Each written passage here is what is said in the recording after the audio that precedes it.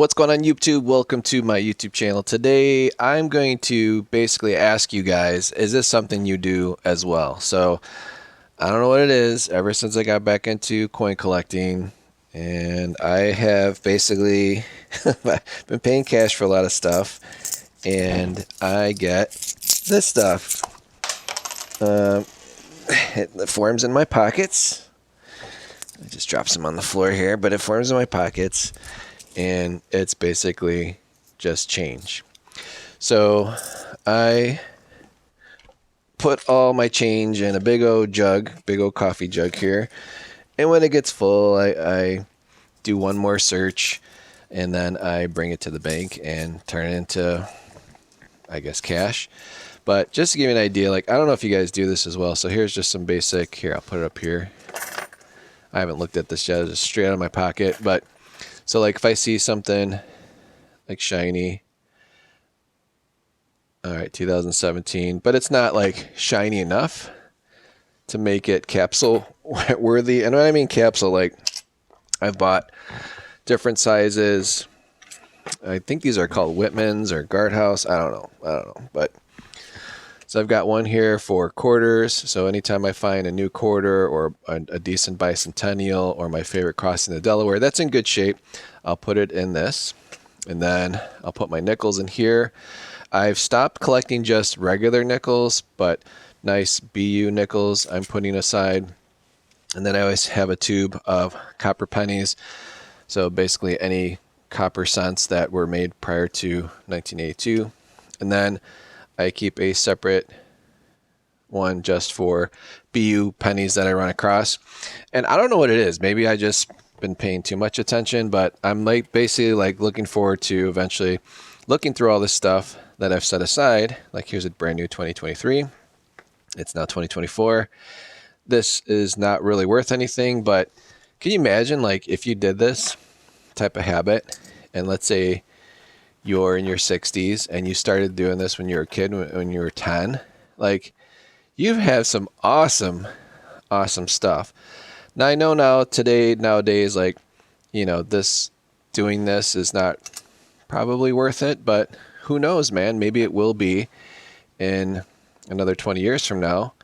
And then it'd be a super easy way to transfer over. See, this one's nice. Be a super easy way to transfer over a coin collection that didn't cost you anything but pocket change to start collecting. Dude, where are my dimes? All right, this is aggravating. Where's my little dime tube?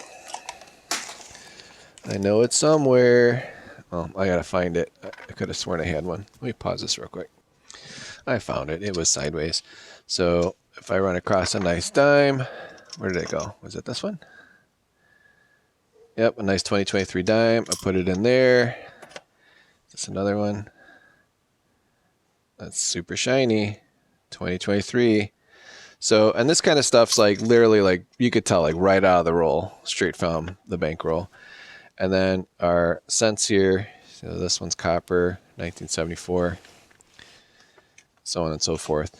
So it's interesting though. Every now and then you'll run across something that like just doesn't make sense. So there's nothing special about that. See this one here, 1990 AD, nothing special about that. This looks super old. Wow, it is. Look at that, 1945. So that's called a wheat cent. Is this worth more than a cent? I think so. Maybe it's worth 10 cents. Maybe it's worth a quarter.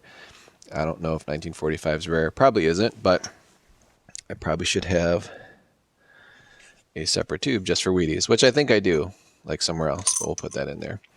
So anyways, I didn't know if like this is something you guys do.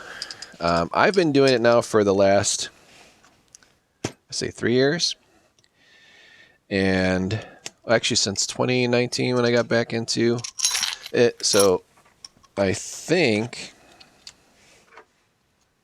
after about another 5 or 6 years, I'll have some like decent stuff. And then if there's any like, you know, especially with the new modern quarters, if there's any like rarities or errors or something like that to search for, but I really don't know what to look for. And you can kind of go into this endless abyss of looking for stuff. Actually, was this nice enough to put in there? Yeah, that one's nice enough. But can you imagine if you did this, like, seriously, 50 years ago? You'd have a lot of nice collectible just change, and it would be in awesome condition. Although I don't think plastics were advanced 50 years ago, so maybe the plastics back then would have added a bunch of garbage to your coins. But I always find it very interesting that you can do this and it doesn't cost you any money besides like the change that you're not bringing back to the bank. And then I don't recommend using those Coinstar machines at Walmart or at your local grocery store because they do charge a percentage. It's really, really dumb. Like, we get taxed enough, so please don't get taxed further on your spare change. Take it to an actual bank that has a change counter.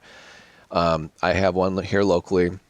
I'm not even a member of the bank, but they let you dump change in there, prints out a receipt, you hand it to the teller at the counter, and then they give you cash. So they're cool about that.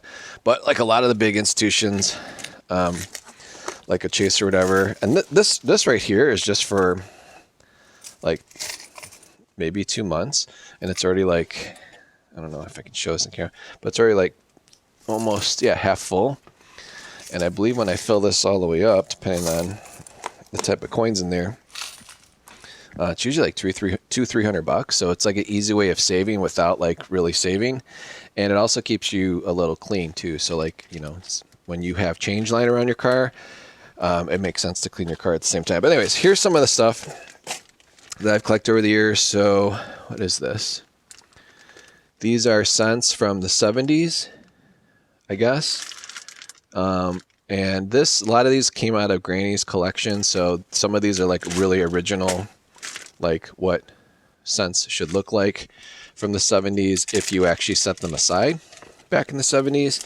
And I didn't know if later on if any of this stuff is worth getting graded, but this is typically like so let's say you're older than me by like 10 years and you at 10 years old started setting aside your change, you'd basically have stuff like this. And I don't think this was like as nice as what I'm setting aside here, like a first time use. This is like basically like someone just went through change and grabbed like the nicer stuff out of there. Or they weren't even paying attention. They just throw it in there. So all these are from the 70s, but a lot of these are original. Like here, this is a nice one right here.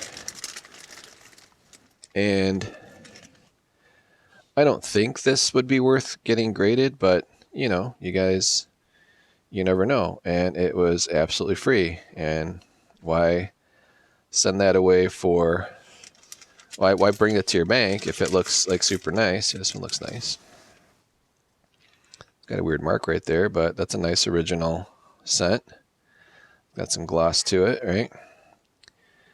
Looks a little beat up actually. But just stuff like that, like again, this is an original bag of change, so that was from Granny's collection that I looked at like 2 years ago, and these are just all the nice cents that I grabbed out of there because I didn't want to bring those to the bank. This is my ridiculous when metals were super expensive and everything at a premium. I was literally just setting aside nickels that I found in my change because at one point in time the actual nickel was worth more. The metal of the nickel was worth more than a nickel. But I even found some like 1939s. Here we go. Not that they're worth anything extra, but I've seen people like on eBay lot up. That's actually a nice 1939. I've seen people like lot up 1939 roll of nickels, and they'll sell it for about triple, quadruple the price because someone or some collectors out there want a roll of 1939 nickels for a reason. You know, people collect differently. And let's see what this one is. It's been a while since I looked at this. Nicer old nickels, 50s and 60s. This came out of Hayward, Wisconsin. So that was that Hayward, Wisconsin bag. Okay, just to see if any of those are special. And then the rest of these are just again, I don't know if it's worth it. Maybe it's worth just dumping these, but I'll probably search them one more time when I have time to do so. And then a lot of the change that I already had naturally set aside, and it's weird, right? Because I wasn't back into coin collecting, but I had a lot of change. So sometimes just going and looking through change gets the juices flowing, gets you back into coin collecting. So here's some examples of just stuff I've set aside. So these were all found during the pandemic. These are all BU coins. Remember, guys, change was scarce. Places were like, you remember those signs? You know, like, we don't have change, so we can only give you, like, pay us exact money. Like, we don't have change. So that was going on. Here's some. The heck are these? Oh, these for Granny's coin collection, toners and unk.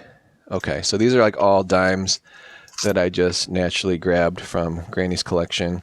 So these were all original dimes. Check out the toning. Some of these were like by silver, so they got some toning to them. No idea if they're worth getting graded.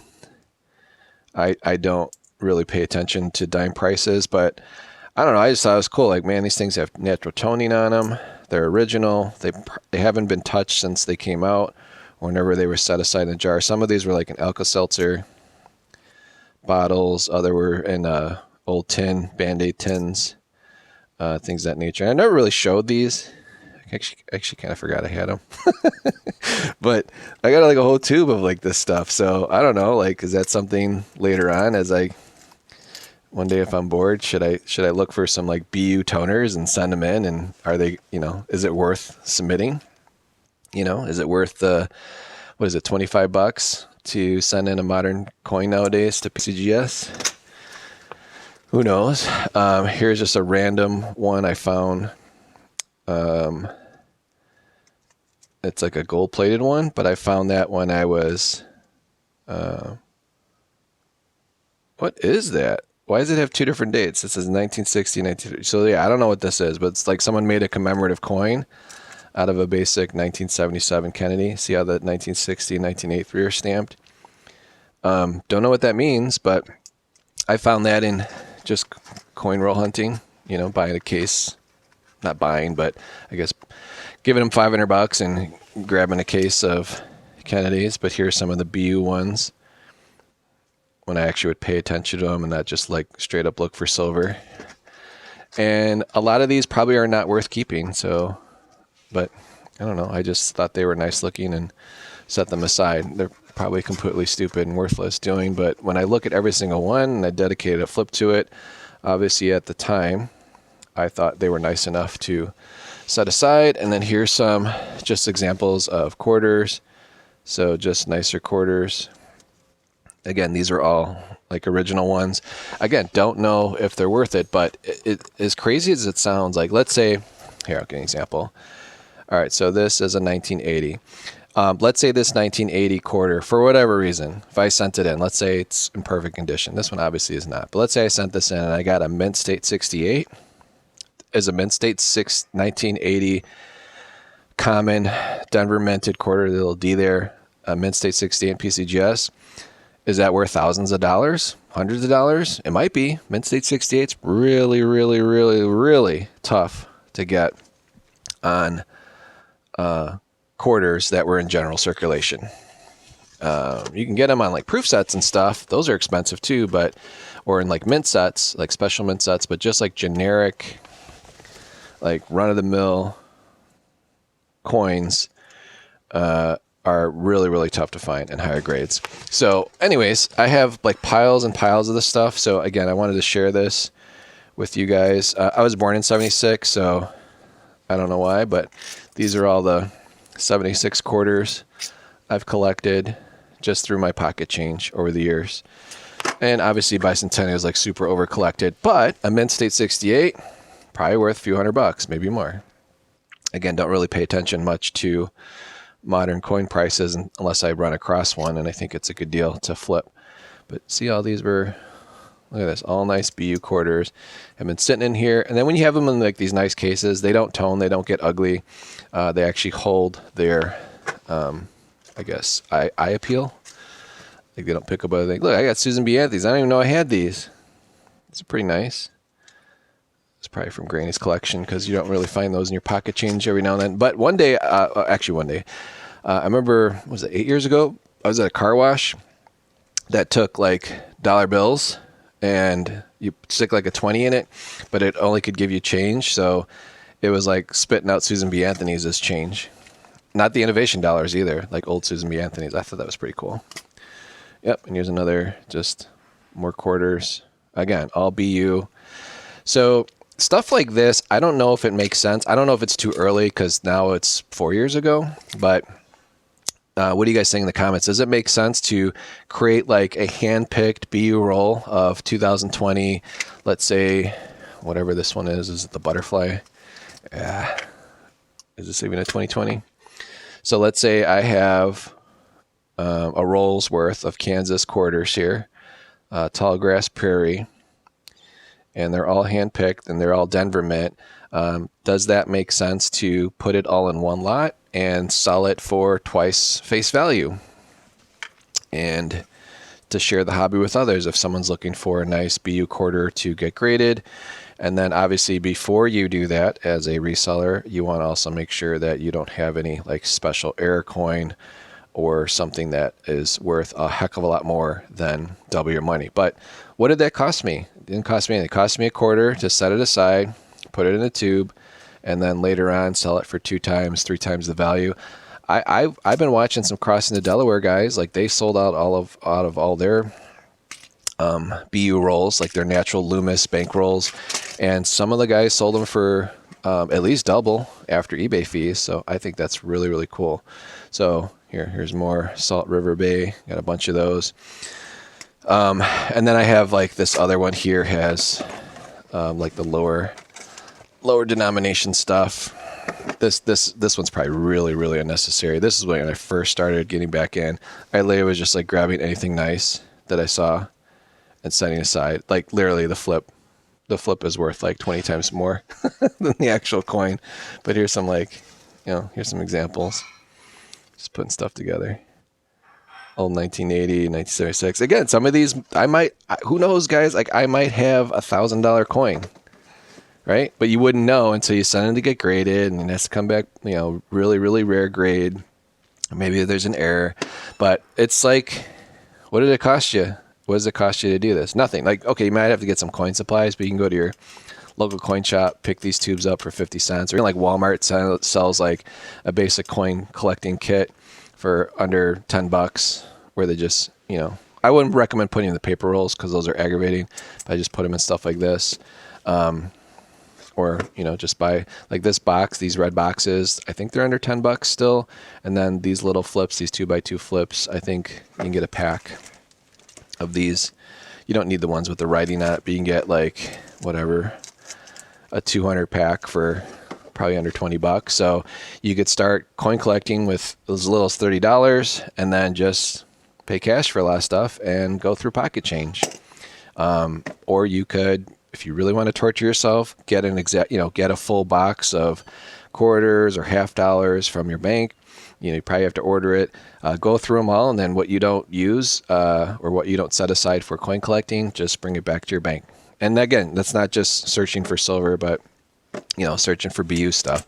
So let me know in the comments if this is something that you do. Is this a natural habit of a true coin collector, or is this like stupidity? Is this a complete waste of time? Again, everyone has their hobbies, right? But I enjoy the hobby. Obviously, this is all modern stuff. I think it's kind of cool. I found a wheat cent in my common change. I didn't look at the change. I don't look at change when they give it to me. I grab it, I put it in my pocket, or I put it, wherever I store it in the car, and then I bring it in, and then I look through it later. Because I don't want to be looking at coins, especially when the lighting's not perfect. I like to look at all at once, and then set aside the nicer stuff in tubes, and then later on, look for varieties or errors and things like that. So hopefully this helps you guys out. Again, this is a very, very free entry level way of getting into coin collecting. And if you find yourself doing it and you like doing it, and then you like doing research on if you find something like an error, or if you want to see what perfectly graded coins go for, that's where it gets exciting. So hopefully in one of these 2 boxes, I have at least a $200-300 modern coin that would make me super happy. I don't think I have a $1,000 coin. In real life, though, I probably, if I'm lucky, probably have like a $20 or $30 coin, like one of those coins that is nice, but once I spend money on the grading fee, it's about what you paid for the grading fee, the slab, and the coin. You're lucky to like break even, but sometimes that's how people collect. They're like, yeah, I don't mind it. I want to put a set together of all these quarters from different years with a certain grade. Everyone collects differently, but I myself like to set the stuff aside. I don't know. Is it weird? Maybe it's not. Maybe that's just how coin collectors go. But I'd love to hear from like some of you older guys. Like, did you do this back in the day? Like, do you still have your original collection from when you were a kid, or did you just sell it when silver got crazy? It'd be really cool to hear some of your stories in the comments. But as always, guys, appreciate it. Like, share, and subscribe. I'll talk to you, everybody, on the next one. Bye-bye.